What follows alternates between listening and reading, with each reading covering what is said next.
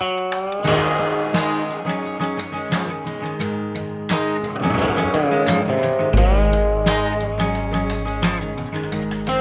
welcome to another episode of The Mouse and Men, where we explore the grown-up side of Disney. We were beginning a series on looking at attractions at all four Walt Disney World property parks. We had to put that on hold because first there was a big announcement about ESPN and the SEC. We'll get to that. But then later in the day, this is back on Thursday, December 10th, later that day, Disney had their full Investor Day program, special, whatever you want to call it, basically Zoom meeting, and announced a boatload of stuff that the Walt Disney Company will be working on in the entertainment, like TV and movie sector. So we got to get talking about that. I'm Bradley. I'm here with my co-host, Chris. Chris, I'm just on sensory overload with all this stuff. How are you dealing with all these announcements? One of the things that I look forward to throughout the year the most is when Apple does their big keynote events where they, say what's going to be coming out in the near future. And I get so excited about those. And I knew that Disney had a D23 that, like every other year, they had this convention essentially for you to go to and learn about all the new things. But this Investor Day is a bit new to me. I know that maybe I heard about it last year in 2019, but didn't pay too much attention to it. But when this thing dropped on Thursday, it was like Christmas came early, because there is so much amazing stuff. And we're going to just talk about a small fraction today, what they announced. But if you haven't checked out what they announced that's going to be coming through entertainment-wise, movies, TV shows, Disney Plus titles, going straight to the theaters, all that stuff, please go check it out, because there's no way in the time frame that we have here to cover everything. It's insane and exciting. I'm so pumped, but also overwhelmed, because now I have too much to pay attention to in 2021. Absolutely. So much stuff, from TV shows to movies to different partnerships, all sorts of stuff. Let's jump right in to what happened on Disney's Investor Day presentation. Good.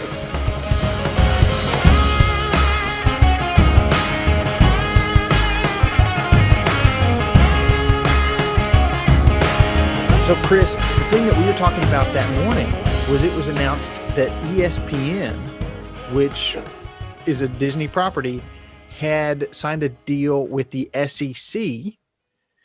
And again, we've mentioned this before. We have an SEC podcast as well. We love SEC football over on third Saturday in October. We're like, this is great. This is a great partnership. So what's going on is CBS had one game a week generally. This year they sometimes got two, but they get one game a week, happens at 2:30 in the afternoon, and they get to pick which game it is. No other games could start at that same time. So what's the first thing that I thought when I heard about this is, great, ESPN can now control the times for all those games, which is really exciting. Chris, what was your first reaction when you heard about this deal with ESPN? Well, a couple of years ago when they announced that the SEC was going to have its own network under the ESPN umbrella, the ESPN family, so to speak, it was really exciting, because I had heard of a couple of other, I think the Pac-12 had some kind of channel that was their own, but maybe owned by Fox Sports or something like that. When I lived out on the West Coast, I remember things like that and thought, man, the SEC would be so good to have something that was just dedicated to just that. And so when they announced it several years ago, I was really pumped. But now the fact that ESPN is going to have exclusive rights, it looks like for the next 10 years is what the agreement is about. It's amazing, just because it's all, like you said, under one roof. They can control more things that would give us, the fans, more opportunities to enjoy the games that we want to see. And so I am all about it and excited about the fact that now that there is an exclusive deal with ABC, Disney, ESPN, and the Southeastern Conference Football Conference. So, and I guess they're going to do football and basketball is what the agreement is about. So pumped, man. Oh yeah. So I love it. I love that there's going to be more content on ESPN Plus as well. And I love ESPN Plus. I got it being a Belmont University grad. The Belmont games are on ESPN Plus. So I get to watch all those. But especially with so many basketball teams, I mean, there's 130, 132, something like that. Yeah. Football teams, there are even more basketball teams because you only need 10, 12 players. Yeah. So you we're going to see a lot more SEC basketball games on ESPN Plus, which I've already got. So I'm going to be able to watch a bunch of those. But the flexibility in scheduling, and ESPN was saying that they can set the schedule earlier so that you can go ahead and make travel arrangements, that sort of thing, be ready for the game much earlier than where it's a week out. And sometimes you still don't know what time kickoff will be. So, Yeah. really excited about that. I've also just been very impressed with ESPN's broadcasts, for the most part when covering sporting events. Yeah.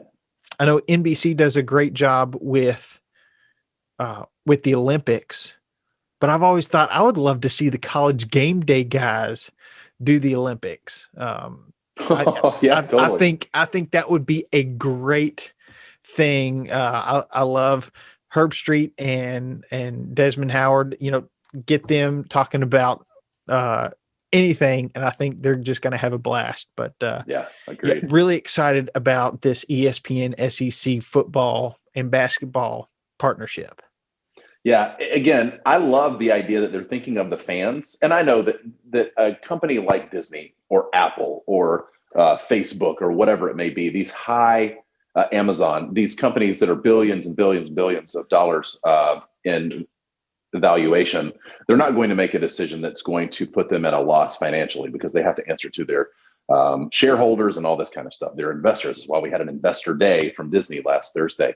But the fact that they're also saying it and saying that for the fans, we want this in place so that you, the fan, can enjoy and know how things are coming down the pike so that you can go enjoy it more. One of the things that we wanted to do this year with our other podcast, third Saturday in October, was to go and visit and tailgate more in person. But then again, with the pandemic, a lot of those things got scrapped. But in the future, it would be nice to know if we're going to go do a tailgate at some SEC school around the Southeast that we know that the kickoff is going to be at 11 a.m. versus a 6 p.m. game sort of thing. So we know how to plan and what to do from there. So from a fan perspective, I'm pumped.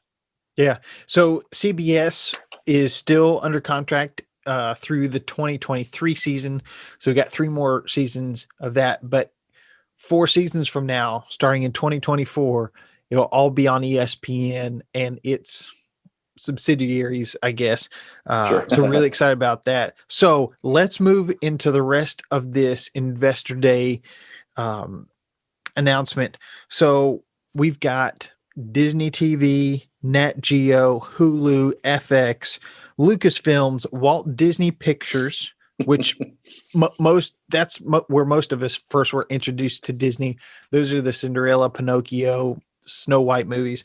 Then we got Pixar, Marvel, and we just covered ESPN. So a lot of different things. We're going to try to limit this to our top 10 and try to blow through these really quick. So Chris, let's just kind of go through this in order. Yeah, and can I say before we Yeah. launch off into that, just as a side note, I did a little math. It's not usually my strong suit, but when at the beginning of the presentation, Bob Iger, the executive chairman of the board, was talking about the number of subscribers that they now have at Disney Plus. And I just thought it was an interesting note. The more we talk about this, and if you've listened about Investors Day, you're like, how in the world does a company like Disney have enough money to invest in all of this material, this entertainment that we're going to be talking about today? So just as a point, I thought it was interesting that just Disney Plus, this is not including Hulu or ESPN Plus, just Disney Plus has 86.8 million subscribers. And I believe that could be worldwide, but I think that they have a 3 or 4 year hope to get somewhere between 200 and 250 million subscribers. But right now, and there's going to be a price hike next year of $1 only. But right now, at $6.99 a month for 86.8 million subscribers, that's $607.7 million that they bring in per month, which is going to go up to $693.5 million per month that they have, which right now that is $7.28 billion annually that they are currently making. And when they up it just $1 to $7.99 a month, and just Disney Plus at its current rate of subscribers, they will be making $8.3 billion per year in revenue. So to create content at the scale that they're talking about, it makes a lot more sense when you have almost $8.5 billion a year that you can work with. Right. When I heard about the price hike, $1, I said, how many people can say I'm going to raise my prices $1 a month and make an additional almost $90 million per month? Per month, yes. It's insane. Yeah. So yeah, when you think about a Disney Plus or a Netflix or and Amazon Prime, when they talk about these huge double-digit $1 million deals kinds of things with content creators and things that they are looking at, this is why. Because if you have millions of subscribers that pay, it seems like it's less than a meal at Chick-fil-A or something, to pay $6.99 per month for all of what Disney Plus has to offer.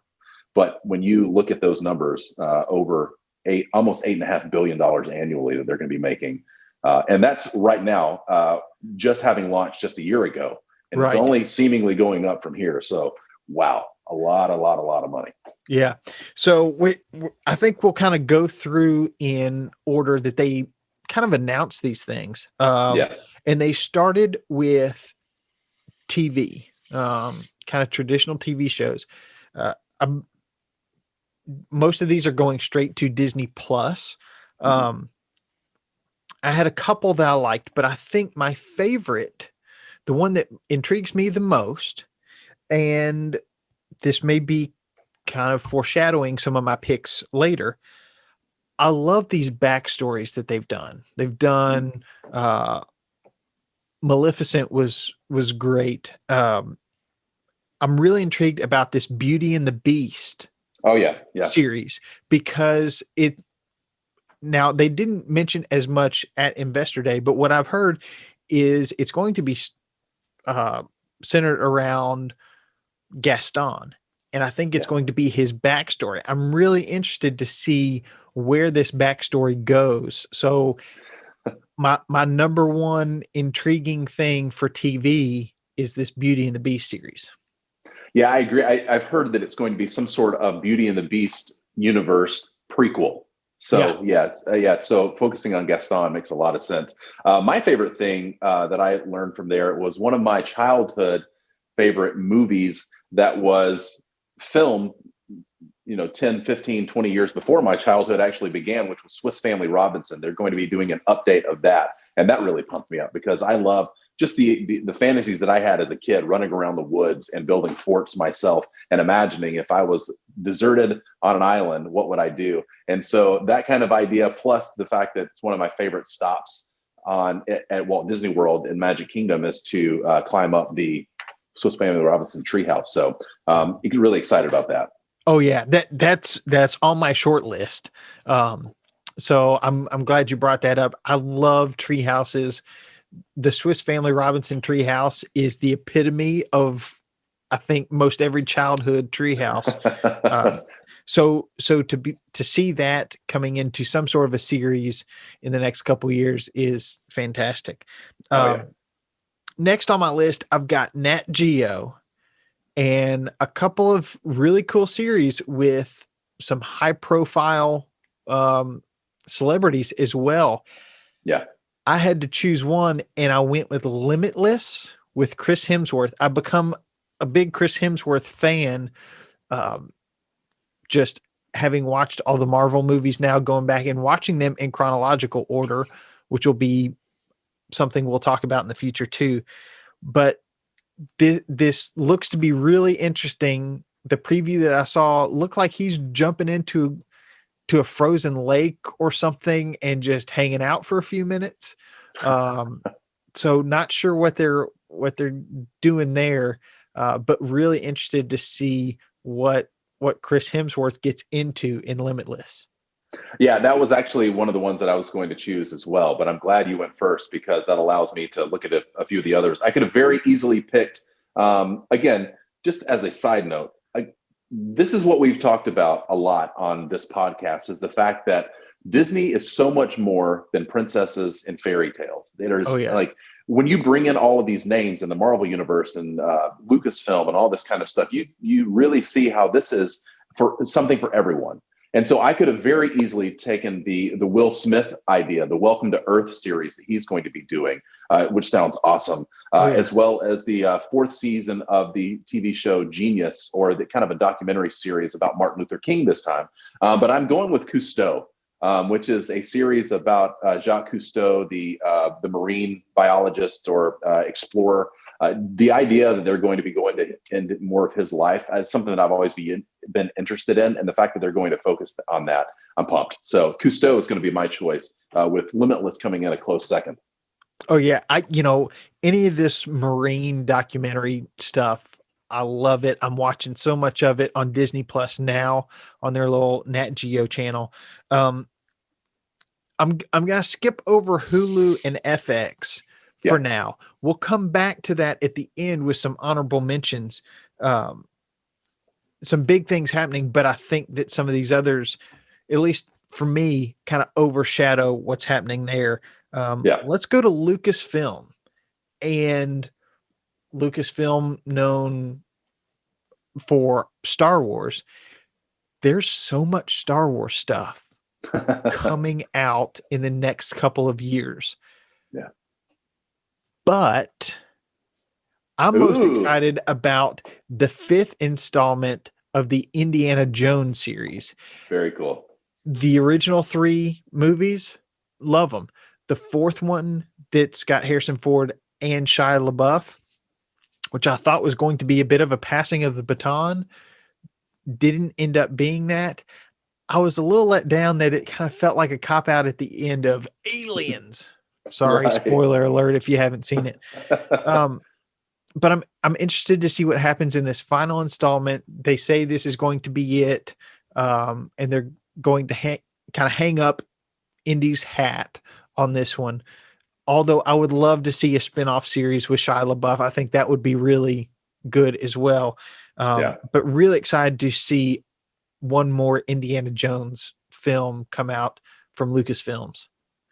Yeah, when I saw that, I was really excited about that too. But I mean, Harrison Ford has got to be nearing, if not over 70 at this point. So saying that this is the last installment of the Indiana Jones, I kind of assumed that the Crystal Skull, whatever the 4th movie was called, Indiana Jones and the Crystal Skull from 10 years ago or so would have been the last. But it looks like we've got one more in us, and I'm all about some Indiana Jones. Seen all of them, love all of the films. But the one that I am most excited about is Obi-Wan Kenobi, the series that's going to be coming out with both Ewan McGregor and returning Hayden Christensen playing Darth Vader. Yeah. So Hayden Christensen hadn't really done a lot of acting in recent years, but the fact that he's going to reprise that role, so we get to see more of that relationship between Obi-Wan and Anakin that turns into Darth Vader. Again, spoiler alert, but that's going back almost 40 years if you don't know that spoiler. That's going to be really exciting. So I'm pumped about that, which is my favorite. A close one for me also was Willow with Warwick Davis reprising that lead role. Warwick was somebody who I was able to meet at Disney a few years ago at a Star Wars event. We just happened to be staying at the Yacht and Beach Club, the same one, and he and his family were out enjoying the pool. My family and I were out enjoying the pool, so we sat there and had a good conversation with him. My wife talked to him for awesome 45 minutes while I was taking care of the kids. But the fact that we met him just made us that much more of a fan of everything from him and Harry Potter, obviously Willow, all the Star Wars work that he's done. So pumped about that one as well. But Obi-Wan is by far, when I saw that, and it's been announced a while that Ewan McGregor was going to be in that Obi-Wan role, but now with Hayden Christensen going to be playing Darth Vader, yo, let's do this.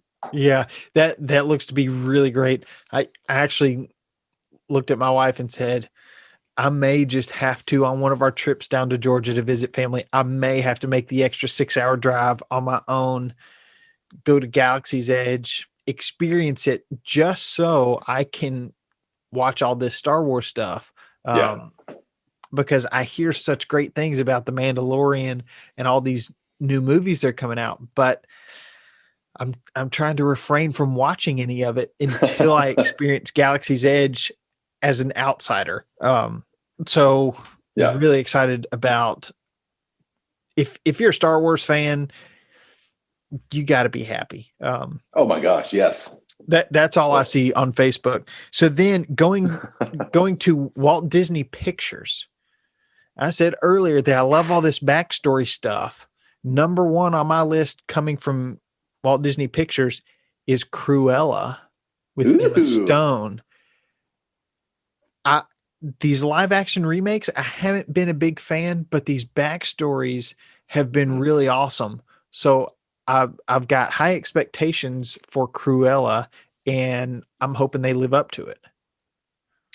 Yeah, that sounds awesome. And I love Emma Stone, and she's great in whatever she does in my book. And so the fact that she's taking on Cruella, I'm down for that. I'm actually going to be picking Pinocchio with Tom Hanks. Yeah, that sounds really exciting. I don't even know what to really expect. I'm assuming that the Tom Hanks character would be taking on the role of Geppetto, assuming probably his age versus the characters in the show or in the movie. But that's what I'm really excited about. And again, I could have easily done several different things. Some of my favorite comedians, John Mulaney and Andy Samberg, are going to be the voices in the Chip and Dale Rescue Rangers. That just sounds fun. And it's going to be some sort of like hybrid live action and animation. So whatever they do with that, I don't know if it's going to be kind of like the Chipmunks, Alvin and the Chipmunks kind of thing from a few years ago, where they digitally put in the Rescue Rangers, Chip and Dale, and then it's like in a real world with humans or whatever. But let's see what we can do with that. Yeah, I agree. I thought the same thing. Is this going to be kind of an Alvin and the Chipmunks kind of feel to it, just from a photography standpoint? Yeah. Then Pixar. This was really hard for me to pick just one, but I had to go with what's coming out in the nearest future, and that's Soul being released on Disney Plus on Christmas Day.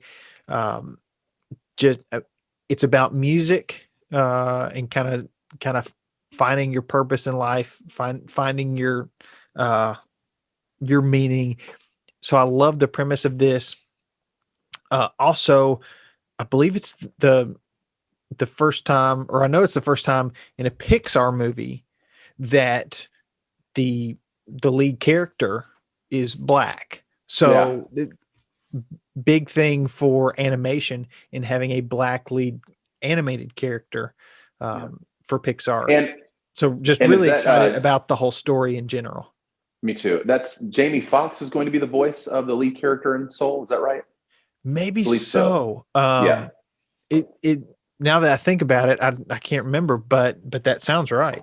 Yeah, I think that I read somewhere that it is Jamie Foxx. And you took another good one because I'm really, really excited about Soul. For me and you being music fans as well, anything music related, I really liked a couple of years ago with Coco, how it was so much of a music focus there. And so Soul, I'm really pumped about also. And I love that time frame too, that kind of 60s jazz era, which it looks like when it's taking place. I looked it up. Jamie Foxx is the cool. voice of the lead character. So very good job there. Yeah. For me, again, so many things that I could have chosen, so many lovely memories with my kids growing up in a Pixar world. My son was addicted to Cars when the first movie came out specifically. Or I guess the movie came out maybe around the time that he was born, but he grew up watching it over and over and over again. Just like so many Disney properties, it doesn't matter how old you are. You can go back and watch Snow White or Cinderella from 50, 60 years ago. But it was really hard for me to choose against that. Also, Lightyear, the origin story of Buzz Lightyear sounds amazing. But one of the things that I have really fallen in love with over the years, especially on Disney Plus, that I'm choosing as my my choice for the Pixar era is called Inside Pixar. One of my favorite series on Disney Plus has been when they take the folks that work at Disney and show behind the scenes and kind of a documentary style. I love that stuff. And so now to go behind the scenes at Pixar in the TV show or the documentary series Inside Pixar, I am so excited about, because the more of those you can give me, the better. And again, none of my family are interested in those kind of documentary style showing what it looks like to work at Disney kind of things, but I am loving every minute of it. So the more Disney Pixar that you can give me, especially showing the behind the scenes, the better. So Inside Pixar is my pick. Yeah, I loved Imagineering Story. I love One Day at Disney. Love all that. So I'm right there with you. Inside Pixar is up there. Then Marvel. And now I know I've already picked 5, so Marvel's kind of a bonus. And I'm gonna cheat on this one a little bit. So we've got a lot of things like WandaVision, Loki, The Falcon and the Winter Soldier, Hawkeye, all these background series. Just all the background series. That's my pick. All the ones I've named, all the ones that I didn't name. I'm just excited to see these. I haven't gotten into Agent Carter or Agents of S.H.I.E.L.D. yet. Yeah. They're on my list. It's kind of, I think I just have to get through the Christmas season, and then 2021, I'm going to get started in these series. But I'm excited to dive deeper into some of the backstories and the side excursions of these characters.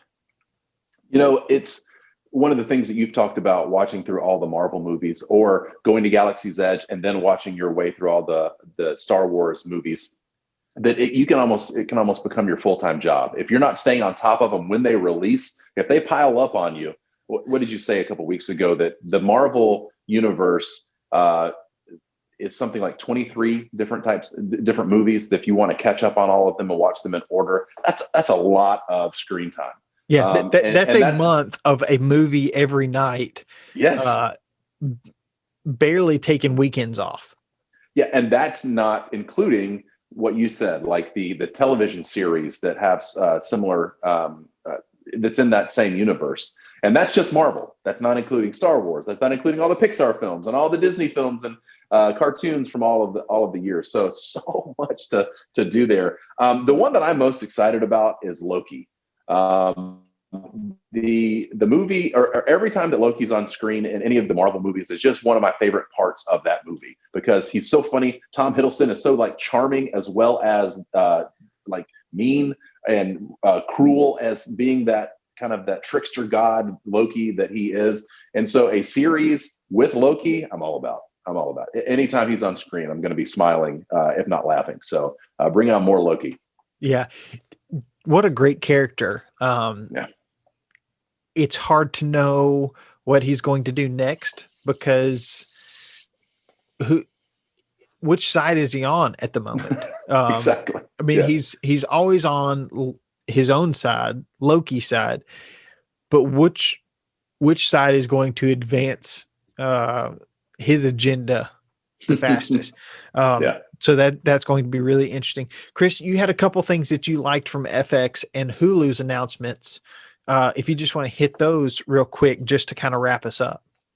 Yeah, again, Hulu and FX don't necessarily, when I first hear Hulu, I don't automatically think Disney. And FX, I think Fox, which is now owned by Disney. So again, I more think Fox when I think of these. And I think that for a while, Hulu was a joint venture between Disney and Fox. But now that Disney has purchased Fox, it's all of that intellectual property or property is under the Disney umbrella as well. So I was joking around with you before we started recording that if you would have asked me 3 months ago that what I think about the Kardashians and Jenners, I'd have been like, I don't know.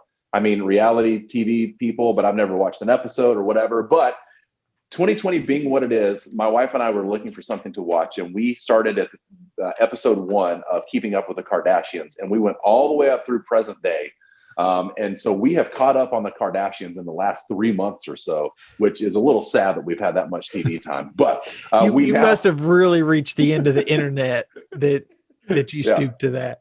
We really have. But we've fallen in love with that family. And as much as other people roll their eyes when we talk about it, we have become invested in the Kardashians and the Jenners. And so the fact that they have now inked a deal with Hulu moving forward, so they have 20 seasons. They're wrapping up their 20th season of Keeping Up with the Kardashians in 2021. And so after that, they will then no longer have an agreement with E, but they're moving to Hulu for some other kind of thing. So that was worth mentioning. Also, Always Sunny in Philadelphia on FX is now, they have been renewed for an additional 4 seasons, which will put them as the longest running live action sitcom that's ever been on TV. And I think that beats some movie or TV show from back in the 50s or 60s, maybe. I think it's like The Adventures of Ozzie and Harriet or something like that was the longest running up until now. So interesting if you paired up It's Always Sunny in Philadelphia with Ozzie and Harriet, just the different worlds that they inhabit.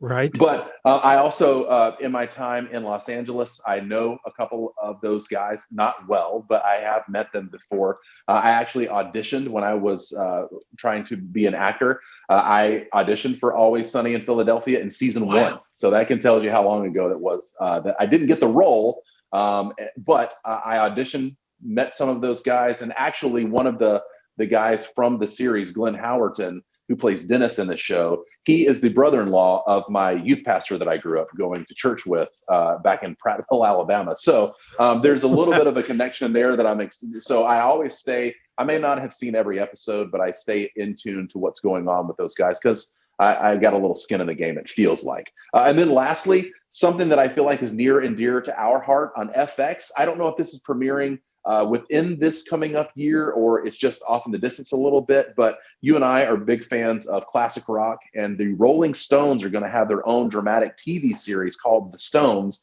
that's going to be on FX. You and I have actually seen a Stones concert.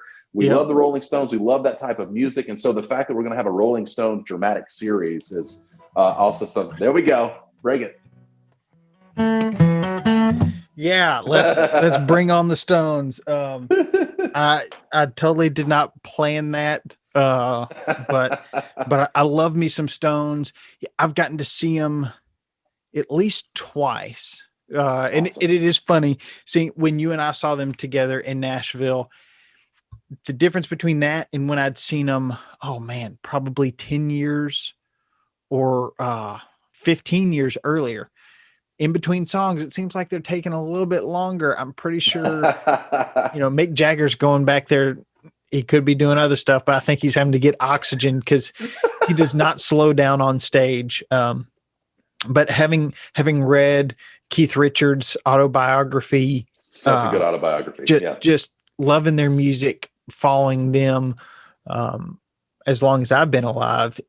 I'm really interested to see this as well. Kind of goes on my honorable mentions list just because, I mean, it's big hitter bit after big hitter on this list that we've gone through. And I mean, we only talked about 10 of these things. Chris, I think you said your initial list of things you were excited about was around 44. Right.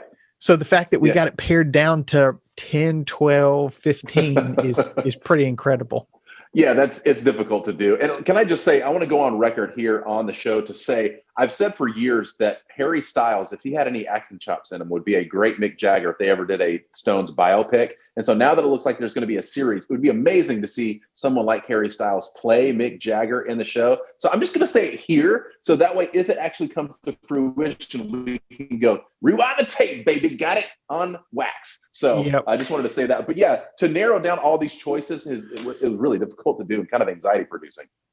Yeah, I'm so excited. And this is just over the next 2, they may stretch it out into 3 years, stuff that's going to be released. So very exciting stuff to see.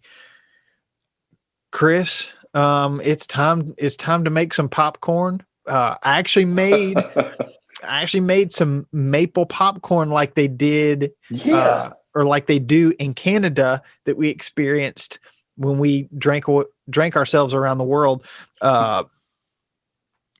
Very good. My wife looked at me and said, "You're going to need to make a lot more of this." So make your Sweet. maple popcorn, get your stretchy pants on, kick back on the couch or the recliner, and get ready to watch a whole lot of Disney Plus over the next couple years, because there's a lot of stuff coming our way.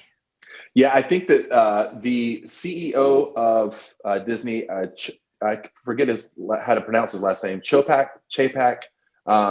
but he was saying something to the degree of they are committed to launching over 100 titles that they went on to talk about. So the idea of all of that, again, I narrowed down as much as I could and still came up with a list of 44. So that's not even scratching the surface of what you could experience if you watch the Investors Day presentation, which actually leads into our plussing this week. Plussing. Which is just go find a YouTube summation of that Investors Day. I watched one that was 30 minutes long and it still didn't cover everything. And I watched it in double time, so I was able to accomplish it in about 15 minutes. But it got me so pumped up to go watch trailers and to find out more information on the web. So plussing this week is simply to sit down with an article that lists out all the things that they announced, and see if you're not overwhelmed with the amount of time you're going to need to carve out just to sit in front of a TV like Bradley's talking about. I love it. Chris, the amount of information that your brain is able to process, because you listen to podcasts at double speed, I believe. And it seems like every time we talk about how fast you can listen to it, you're maxing it out. If it's double speed, you're there. If it's 2.5 speed, you're there. Meanwhile, I watched nearly the entire 2-hour presentation or whatever it is on all this, and still couldn't process all of it. So do go find either a YouTube recap if you really want to get into the weeds with all this stuff. You can find the whole presentation on the Walt Disney Company's website. But if you go to our website, themouseandmen.com, you can get our top 10 things for grown-ups to do in Walt Disney World. You can also get links to all of our social media accounts. You can find us at The Mouse and Men on Facebook, Instagram, Twitter. You can find us on YouTube, where we broadcast the podcast. Just find us there. We put all these, plus, as we were talking about maple popcorn, drinking our way around World Showcase in Epcot, we did those live in-park reviews of our tastings over there on YouTube as well. So go find us there. Let us know, what are you most excited about coming out of this Disney Investor Day? Is it Lucasfilm? Is it all the Star Wars stuff? Is it stuff from Pixar? Is it something else? Are you excited about the Kardashians? Let us know on social media. And as we say every week, Chris, don't grow up too fast. And especially on an announcement like this week we experienced, keep exploring.